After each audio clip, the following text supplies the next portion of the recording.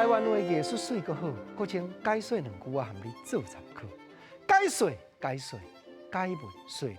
好朋友，咱今日来研究。人讲有做台湾新闻学之父，中部走街仔先出名的医生，嘛是文学家赖和先生。伊所写一首汉诗叫做《月琴》，伊咧写啥？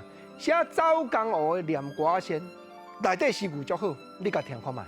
见面讲月下钟情响，临风韵更清，曲爱心欲碎，弦急耳边轻。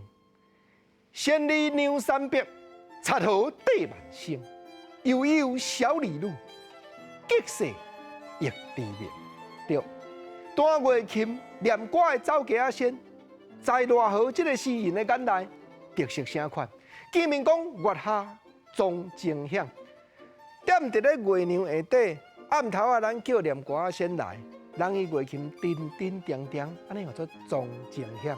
结果暗风吹来，临风韵更清，听到迄个歌韵，更加清幽，更加互咱心肝会哀怨。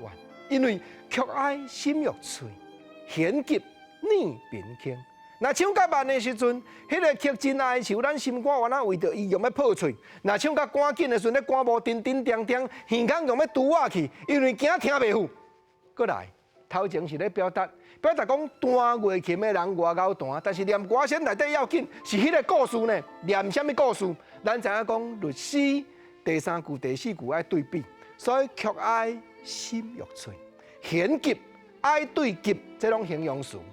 耳边轻，心肝是五脏六腑，耳孔嘛是咱人体器官，心对耳，安尼叫做弦急耳边轻。过来第5句、第6句，搁较直接，内底念歌的剧情咧讲，千里牛山壁，对，三匹黄台这足出名，念歌有咧念。过来插河缀万声，咱知影讲清朝时代起义，讲到头一个是朱一贵，第2个是林爽文，第3个就是人讲缀朝春、缀万声，这正赖和的顶地人原来有去影响着，所以民间咧流传缀万声，众人伫咧扶大哥，要来引导清朝人插河缀万声，赖和就感慨讲悠悠小李路，计世亦低明。时间经过，本来遮的人，伫咧民间已经消失行踪，已经无名声的人，因为念歌的人才有才调，计世亦低明，互歌诗流传来到今。